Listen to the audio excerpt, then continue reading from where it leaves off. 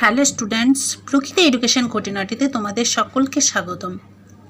আজকে আমি তোমাদেরকে ক্লাস 6-এর হিস্ট্রি থেকে পঞ্চম অধ্যায়ের বাকি সব শর্ট কোশ্চেন অ্যান্সারগুলি পড়াবো। কিছু প্রশ্নোত্তর তোমরা আগের ভিডিওতে পেয়েছো এবং আজকে বাকি, তারপর থেকে শুরু হবে, 16 নম্বর থেকে আজকে শুরু হবে। তো চলো শুরু করা যাক। আরেকটা কথা হচ্ছে যে যারা যারা আমার চ্যানেলটাকে সাবস্ক্রাইব করেছো তাদেরকে অসংখ্য ধন্যবাদ, কিন্তু এখনও পর্যন্ত যারা যারা সাবস্ক্রাইব করোনি তাদেরকে বলছি তোমরা অবশ্যই তাড়াতাড়ি করে সাবস্ক্রাইব করে দাও, তাহলে হিস্ট্রি থেকে যখনই ভিডিও আপলোড হবে সরাসরি তোমাদের কাছে পৌঁছে যাবে। অবশ্যই তোমরা বেল আইকনটাকে প্রেস করে নোটিফিকেশানটাকে অন রাখবে, ঠিক আছে? তো চলো দেখে নিই এবার প্রশ্ন উত্তরগুলো। কোন পথে মগধের বাণিজ্য চলত? উত্তর হবে জল ও স্থলপথে মগধের বাণিজ্য চলত। পরের প্রশ্ন, মগধ বলতে এখনকার কোন অঞ্চলকে বোঝায়? উত্তর হবে মগধ বলতে এখনকার বিহারের গয়া ও পাটনাকে বোঝায়।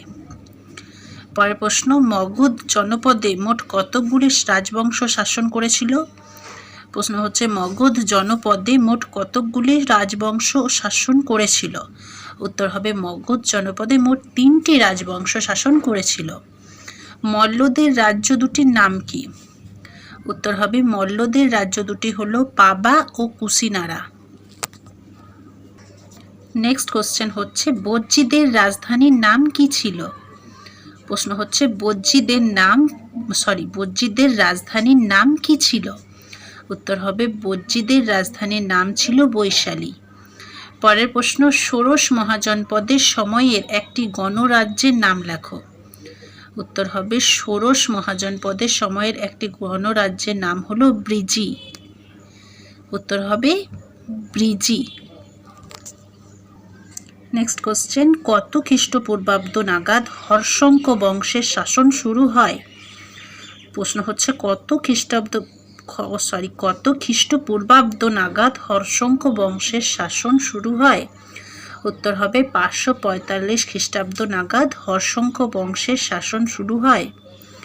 পরের প্রশ্ন, জনপদগুলির মধ্যে লড়াই ঝগড়া কিসের ক্ষতি করেছিল? প্রশ্ন হচ্ছে জনপদগুলির মধ্যে লড়াই ঝগড়া কিসের ক্ষতি করেছিল? উত্তর হলো জনপদগুলির মধ্যে লড়াই ঝগড়া বাণিজ্যের ক্ষতি করেছিল। উত্তর হবে বাণিজ্যের ক্ষতি করেছিল। পরের প্রশ্ন, সুদ নেওয়া কোন ধর্মে নিন্দার বিষয় ছিল? পরের প্রশ্ন হচ্ছে সুদ নেওয়া কোন ধর্মে নিন্দার বিষয় ছিল? উত্তর হবে সুদ নেওয়া ব্রাহ্মণ্য ধর্মে নিন্দার বিষয় ছিল। নেক্সট কোশ্চেন, সাধারণ মানুষ কোন ধর্মের থেকে মুখ ফিরিয়ে নিয়েছিল? প্রশ্ন হচ্ছে সাধারণ মানুষ কোন ধর্মের থেকে মুখ ফিরিয়ে নিয়েছিল? উত্তর হবে সাধারণ মানুষ বৈদিক ধর্ম থেকে মুখ ফিরিয়ে নিয়েছিল। উত্তর হচ্ছে সাধারণ মানুষ বৈদিক ধর্ম থেকে মুখ ফিরিয়ে নিয়েছিল। পরের প্রশ্ন, মানুষ বৈদিক ধর্মের থেকে মুখ ফিরিয়ে নেওয়ার একটি কারণ উল্লেখ করো। উত্তর হবে জাতিভেদ প্রথার জন্য মানুষ বৈদিক ধর্মের থেকে মুখ ফিরিয়ে নিয়েছিল। উত্তরটা হচ্ছে জাতিভেদ প্রথার জন্য মানুষ বৈদিক ধর্ম থেকে মুখ ফিরিয়ে নিয়েছিল। পরের প্রশ্ন, জৈন ও বৌদ্ধদের আগে ব্রাহ্মণ ও ব্রাহ্মণ্য ধর্মের বিরোধিতা করেছিলেন কারা? প্রশ্ন হচ্ছে জৈন ও বৌদ্ধদের আগে ব্রাহ্মণ ও ব্রাহ্মণ্য ধর্মের বিরোধিতা করেছিলেন কারা? উত্তর হবে চারবাক ও আজীবিক গোষ্ঠী জৈন ও বৌদ্ধদের আগে ব্রাহ্মণ ও ব্রাহ্মণ্য ধর্মের বিরোধিতা করেছিলেন। উত্তরটা হলো চারবাক ও আজীবিক গোষ্ঠী জৈন ও বৌদ্ধদের আগে ব্রাহ্মণ ও ব্রাহ্মণ্য ধর্মের বিরোধিতা করেছিলেন। নেক্সট কোশ্চেন, আজীবিক গোষ্ঠী তৈরি করেন কে? প্রশ্ন হচ্ছে আজীবিক গোষ্ঠী তৈরি করেন কে? উত্তর হলো আজীবিক গোষ্ঠী তৈরি করেন মঙ্খলিপুত গোস্বাল। উত্তর হচ্ছে মঙ্খলিপুত গোস্বাল। পরের প্রশ্ন, জৈন ধর্মের মোট কতজন তীর্থঙ্কর ছিলেন? উত্তর হবে জৈন ধর্মের মোট 24 জন তীর্থঙ্কর ছিলেন। জৈন ধর্মের মোট 24 জন তীর্থঙ্কর ছিলেন। নেক্সট কোশ্চেন, জৈন ধর্মের প্রথম তীর্থঙ্করের নাম কি? প্রশ্ন হচ্ছে জৈন ধর্মের প্রথম তীর্থঙ্করের নাম কি? উত্তর হলো জৈন ধর্মের প্রথম তীর্থঙ্কর ঋষভনাথ বা আদিনাথ। উত্তরটা হলো ঋষভনাথ বা আদিনাথ। পরের প্রশ্ন, পার্শ্বনাথ কে ছিলেন অথবা জৈনদের 23তম তীর্থঙ্কর কে ছিলেন?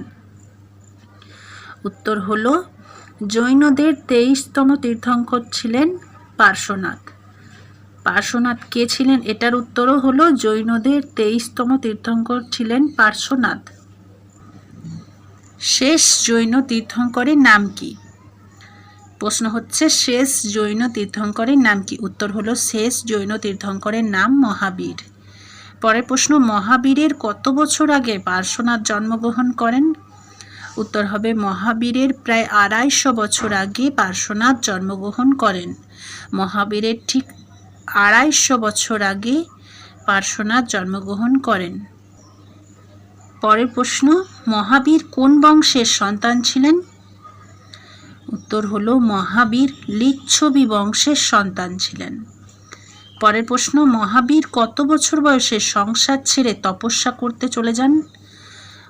মহাবীর কত বছর বয়সে সংসার ছেড়ে তপস্যা করতে চলে যান? উত্তর হবে মহাবীর 30 বছর বয়সে সংসার ছেড়ে তপস্যা করতে চলে যান। নেক্সট কোশ্চেন, কেবলীর নামে কে পরিচিত? উত্তর হবে অথবা দিয়ে আরেকটা প্রশ্ন আছে।